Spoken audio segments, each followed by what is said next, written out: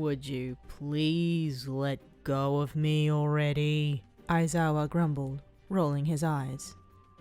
No way! It's totally creepy out here, you said in a loud whisper, nerves on high alert as you looked over your shoulder. You clutched the sleeve of Aizawa's hero uniform with one trembling hand, holding a flashlight out in front of you with the other.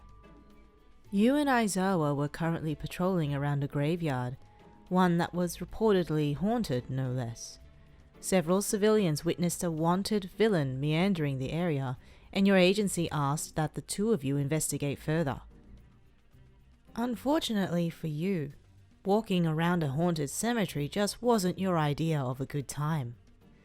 Your paranoid eyes constantly darted back and forth as you looked around for any sign of a supernatural presence. It was the dead of night, the full moon illuminating the black sky above, flashlight helping lead the way through the dense fog. Are you seriously telling me you're not freaked out right now? This place has horror movie written all over it.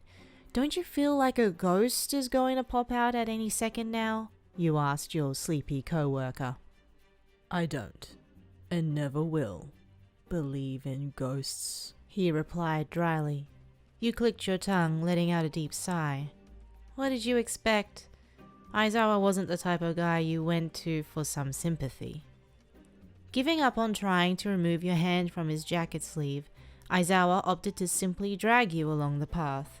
The sooner he got this over with, the sooner he could go home and sleep. Visibility is pretty poor out here, but I don't see anything suspicious. Let's go check the mausoleum and then get out of here, Aizawa suggested. Nodding weakly, you pressed forward. Your boots crunched over fallen brown leaves as the two of you weaved your way through the maze of headstones. Off to your right, you thought you heard the sound of a twig snapping. Whipping your head in the direction of the noise, you stopped dead in your tracks, digging your heels into the ground to stop Aizawa's momentum. There was nothing in sight, aside from the tombstones and a few trees, barren branches casting eerie shadows on the ground below. Did you hear that? You said, looking up at your companion with wide eyes. Aizawa huffed, dragged his palm over his face in frustration. Come on. You fight villains for a living, stop being so ridiculous, he scolded. As if on cue, another twig snapped, even closer to where you stood. Aizawa's face fell, hearing the ominous sound for himself this time. You gasped, the tiny hairs on the back of your neck standing on end. The howling wind blew against your face, causing goosebumps to break out across your arms. Slowly, you both turned your heads towards each other, uncertainty written all over your faces. That could be the villain. Come on, let's hurry up and find cover, Aizawa said in a low tone. You both broke into a sprint towards the mausoleum, your hand still clutching his forearm with a vice-like grip, trying desperately to keep up with his long strides.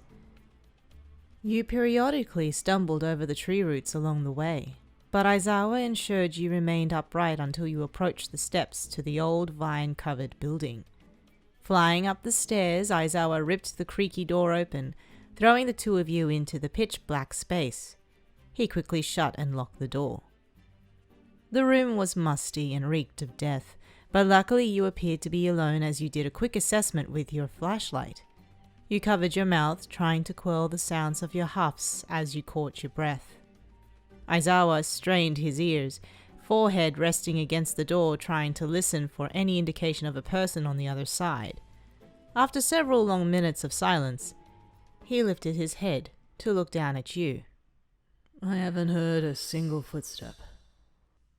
I think we must have been imagining things, Aizawa said, letting out a puff of air he had been holding in. Suddenly there was a loud bang against the door, startling you so severely that you screamed, climbing Aizawa like a tree. Wrapping your arms around his head, you awkwardly sat on his shoulders, flashlight rolling away into the shadows. What the hell was that? You yelled directly into Aizawa's poor eardrum. I thought you said there was no one outside! Get off me! I can't see anything! He yelled, voice muffled from your forearms. Sheepishly, you slid down his back until your feet touched the ground once more. I told you, there has to be a ghost out there. Otherwise you would have heard them coming, you whined, looking expectantly at your partner for some time of explanation. When Aizawa didn't respond, you knew he must be starting to feel spooked as well. Mere seconds later, there was another crash against the door, followed by another, and another. Someone was trying to bust the door down from the outside, and from the sounds of it, they were using the entire force of their body to do so. You backed away from the door, desperately looking around for a weapon to use or some other escape route. The loud banging rang through your ears, making it even more difficult to think straight in your panicked state. The old door shook violently, hinges dangerously close to giving way to the weight from outside. You looked over at Aizawa, and although he appeared calm, the gears in his mind were obviously turning, trying to quickly come up with a plan of attack against the unknown enemy. Taking a deep breath, you calmed your nerves and assumed a fighting stance, ready to face what lied beyond the door.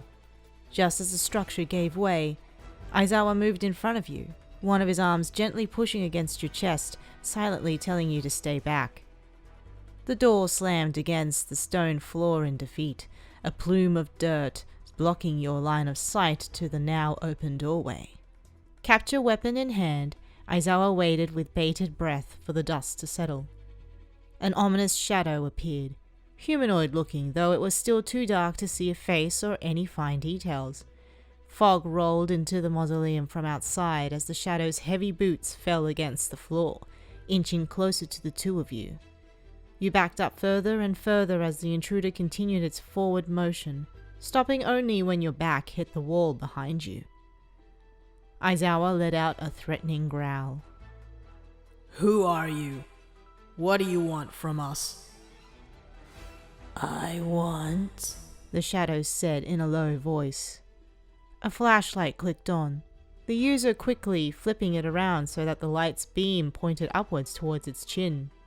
I want to scare the pants off of my best buddies!